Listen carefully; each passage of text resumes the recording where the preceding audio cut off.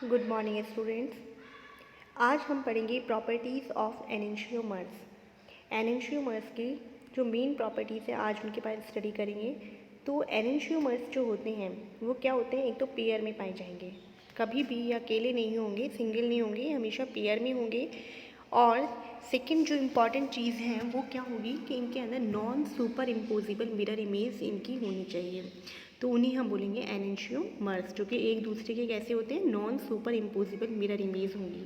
यानी वो सब कंडीशन तो इसमें होनी चाहिए कि किरैल कार्बन होना चाहिए यहाँ पे, और इसके साथ ही non super imposable mirror image होनी चाहिए।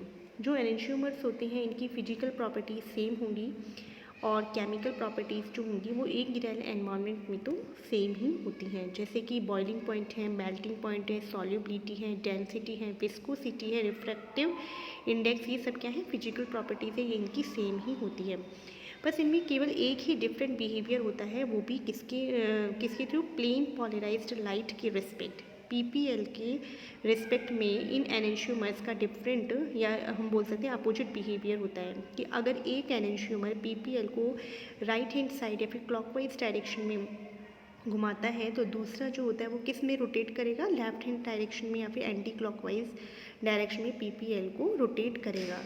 और हर एनेंशियोमर जो होता है वो क्या करता है, सेम केमिकल रिएक्टिविटी दिखाएगा किसके थ्रू, ए किरैल रिएजेंट। अगर आपने ए किरैल रिएजेंट यूज़ किया है तब तो ये इसकी केमिकल रिएक्टिविटी सेम होगी, लेकिन अगर आपने किरैल रिएजेंट यूज़ किया है तो क्या होती है, इनकी रिएक्टिविटी, दोनों ही एनेंशियोमर्स की रिएक्टिविटी जो होती है वो डिफरेंट हो जाती है। अब यहाँ आपको एग्जाम्पल से बताया गया है, ग्लीसरैल्डिहाइड मॉलिक्यूल जो होता है वो कैसा होता है, किरैल मॉलिक्यूल होता है, और इसके अंदर पेयर ऑफ एनेंशियोमर पाए जाएंगे जिनके अंदर फिजिकल प्रॉपर्टीज सेम होती है, केवल एक ही प्रॉपर्टी डिफरेंट होती है, वो भी कौन सी होती है, पीपीएल लाइट के टुवर्ड्स जो बिहेवियर होता है वो दोनों का ही डिफरेंट होता है। देखिए यहाँ पे ग्लीसरैल्डिहाइड है, ये यहाँ पे ग्लीसरैल्डिहाइड दिखाया गया है, ये इनकी दोनों ही क्या है, इसमें किरैल कार्बन मौजूद है और दो इसके एनेंशियोमर है, क्योंकि जो मिरर इमेज है, मिरर इमेज जो है वो क्या हो जाती है, नॉन सुपर इम्पोजिबल है। मिरर इमेज तो है लेकिन वो क्या है, नॉन सुपर इम्पोजिबल है। एक अगर आप एक इमेज को ये जो इसका ओरिजिनल मॉलिक्यूलर इसकी दूसरी जो इसका मिरर इमेज है इसके ऊपर अगर आप इसे सुपर इम्पोज करते हो, अध्यारोपित करते हो, तो वह इसे पूरी तरह से ढक नहीं पाएगा, क्योंकि अगर आप इसे इसके ऊपर रखते हो तो इसका ओ एच जो है वो तो हाइड्रोजन के ऊपर आ जाएगा और इसका एच जो है वो ओ एच के ऊपर आ जाएगा। तो हम क्या बोल देते हैं, मिरर इमेज तो है बट कैसी है, non super imposable mirror image है, इस वजह से ये दोनों क्या हो जाते हैं, एनेंशियोमर्स कहलाते हैं। मॉलिक्यूलर फार्मूला देखिए दोनों का सेम ही है, C3H6O3 है, दोनों का मॉलिक्यूलर वेट सेम है, बॉइलिंग पॉइंट सेम है, मेल्टिंग पॉइंट सेम है और डेंसिटी भी दोनों की सेम है। बस इसमें जो डिफरेंट है, जो प्रॉपर्टी होगी वो यही होगी कि पीपीएल को रोटेट दोनों ही अलग अलग डायरेक्शन में करेंगे, कि अगर एक क्लॉकवाइज डायरेक्शन में करता है तो दूसरा एंटी क्लॉकवाइज डायरेक्शन में ही उसे रोटेट करता है। तो केवल जो अब इसमें से भी जो आइसोमर पीपीएल को राइट हैंड डायरेक्शन जो होती है उसमें अगर रोटेट करता है पीपीएल को तो हम बोल देते हैं उसे डेक्स्ट्रो रोटेटरी, और वो आइसोमर जो कि पीपीएल को लेफ्ट हैंड डायरेक्शन में या फिर एंटी क्लॉकवाइज डायरेक्शन में अगर रोटेट कराता है तो उसे हम बोल देते हैं लीवो रोटेटरी। अब हम देख लेते हैं यहाँ पे नेक्स्ट टॉपिक है हमारा, chiral and a chiral molecules with two stereogenic centres, कि ऐसे मॉलिक्यूल्स किरैल भी हो सकते हैं, किरैल भी हो सकते हैं जिनके अंदर दो स्टीरियोजेनिक सेंटर पाए जाएंगे, उनके बारे में हम यहाँ पे स्टडी करेंगे। देखो ए किरैल मॉलिक्यूल्स क्या होते हैं, ए किरैल मॉलिक्यूल्स वो होते हैं जहाँ पे सुपर इम्पोजिबल मिरर इमेज होगी, वो कहलाएंगे ए किरैल मॉलिक्यूल्स। और ऐसे मॉलिक्यूल जिनके अंदर किसी भी प्रकार का सिमेट्री एलिमेंट पाया जाता है तो भी हम उसे बोल देते हैं कि वो ए किरैल मॉलिक्यूल है। और जिसके अंदर ऐसे मॉलिक्यूल्स जिनकी non super imposable mirror image होती है और साथ में जिनके अंदर कोई भी सिमेट्री एलिमेंट प्रेजेंट नहीं होता है तो उसे हम बोल देते हैं कि वो कैसे होते हैं, किरैल मॉलिक्यूल्स कहलाते हैं।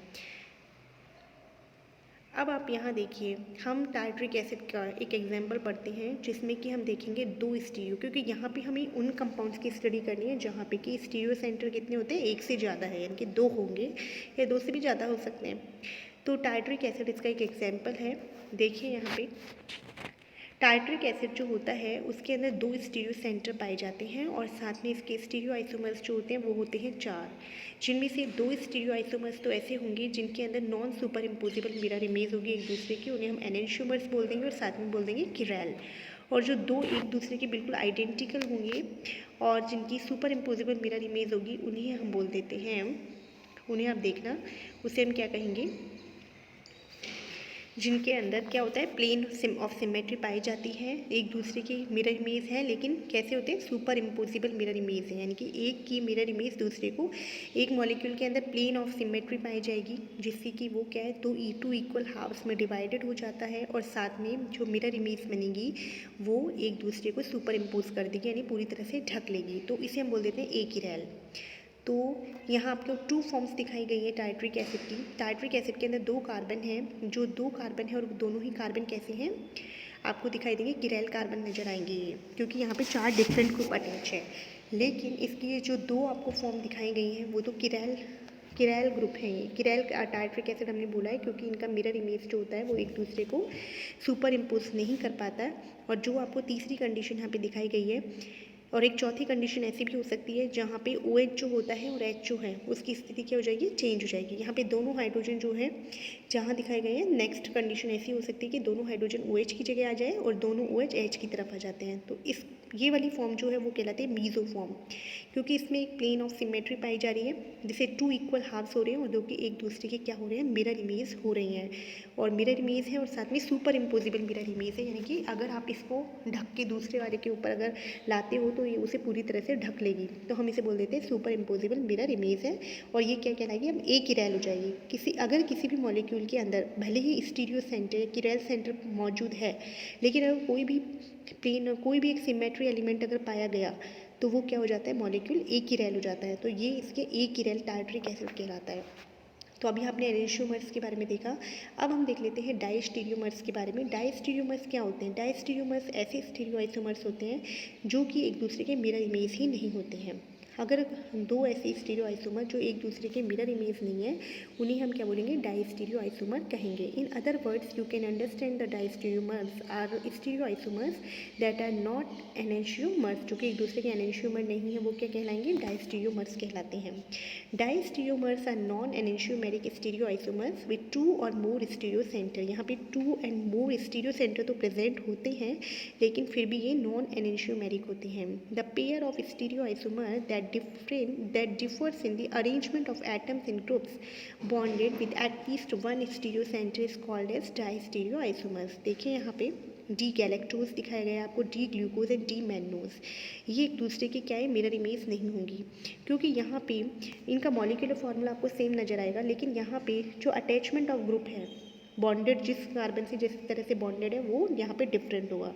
देखिए यहाँ पे डी गैलेक्टोज जो है, यहाँ पे आपने देखा है फर्स्ट कार्बन जो है, नीचे से आप देखें बेस कार्बन जो है उससे ऊपर का सेकंड कार्बन जो है उस पे OH कहाँ पे है, आपको कहाँ दिख रहा है, राइट हैंड साइड पे दिख रहा है तीनों में ही। लेकिन इससे ऊपर वाले कार्बन पे OH की पोजीशन चेंज हो गई है डी गैलेक्टोज और ग्लूकोज के अंदर। और डी मैनोज जो होता है उसके अंदर आप आगे जाएंगे तो डी मैनोज को भी आप यहाँ से डिफर पाएंगे। तो आप तीनों को देखें, तीनों एक दूसरे के क्या है, मिरर इमेज नहीं हो पाएंगे, तो ये तीनों ही फिर क्या कहलाते हैं, डाइस्टीरियोआइसोमर्स कहलाते हैं। तो ये डाइस्टीरियोआइसोमर्स और जिससे ट्रांस टू ब्यूटीन होते हैं वो भी क्या हो जाते हैं, इनका भी मॉलिक्यूलर फॉर्मूला आपको सेम नजर आएगा लेकिन ये एक दूसरे के क्या है, नॉन मिरर इमेज होंगे, यानी कि एक दूसरे की मिरर इमेज ही नहीं है। तो हम इनको भी कैसे कंसीडर करते हैं, डाइस्टीरियोआइसोमर्स के रूप में ही कंसीडर करते हैं।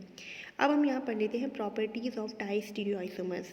तो इनकी प्रॉपर्टीज़ क्या है, देखो सबसे फर्स्ट प्रॉपर्टी तो ये है कि all the stereoisomers except enantiomers are diastereomers, कि ऐसे स्टीरियोआइसोमर्स जो डाइस्टीरियोआइसोमर्स हैं ये स्टीरियोआइसोमर्स तो हैं, यानी स्टीरियो सेंटर तो इनमें भी प्रेजेंट है, PPL को ये भी रोटेट करती हैं, लेकिन ये क्या है, एक दूसरे के एनेंशियोमर नहीं है। एनेंशियोमर नहीं है तो इसका मीन क्या हो गया, एक दूसरे के non super imposable mirror image नहीं होनी चाहिए। तो जो एक दूसरे के मिरर इमेज ही नहीं है उसे हम बोल देते हैं डाइस्टीरियोआइसोमर्स। डाइस्टीरियोआइसोमर्स जो होंगे उनके अंदर डिफरेंट ही फिजिकल प्रॉपर्टीज़ होती हैं और उनके अंदर डिफरेंट ही केमिकल प्रॉपर्टीज़ होती हैं।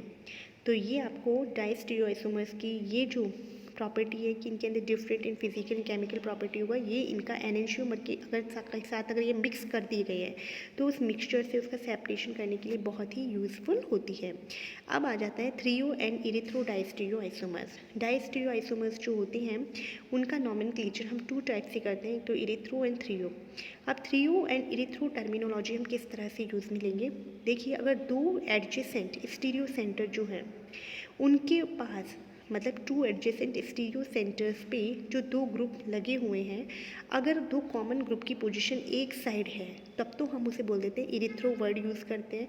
और अगर दोनों ही ग्रुप अगर डिफरेंट साइड पे हैं, जो सिमिलर ग्रुप्स जो होते हैं एडजेसेंट स्टीरियो सेंटर पे अगर वो अपोजिट साइड डायरेक्शन में होते हैं तो हम उसे क्या बोल देते हैं, थ्रियो। तो इरिथ्रो तो आपको क्या ध्यान रखना है, इरिथ्रो का मीन ये है कि 2 स्टीरियो एडजेसेंट स्टीरियो सेंटर्स पे अगर सिमिलर ग्रुप सेम साइड पे होंगे तो उसे आपने बोल दिया इरिथ्रो। जैसे कि 2 स्टीरियो सेंटर्स पे सपोज एच और ओ एच लग रहे हैं, यानी कि ओ एच एक साइड में है, एच एक साइड में है, तो उसे आपने बोल दिया इरिथ्रो। इरिथ्रो टर्मिनोलॉजी यूज़ करोगे आप।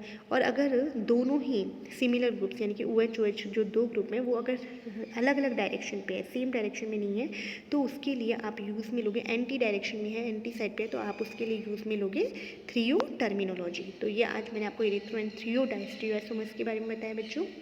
तो आई होप आपको स्टीरियो केमिस्ट्री का इतना पार्ट समझ आया होगा। नेक्स्ट जो इसका आगे का नेक्स्ट पार्ट है वो हम आगे के लेक्चर्स में कवर करेंगे। तब तक थैंक्स।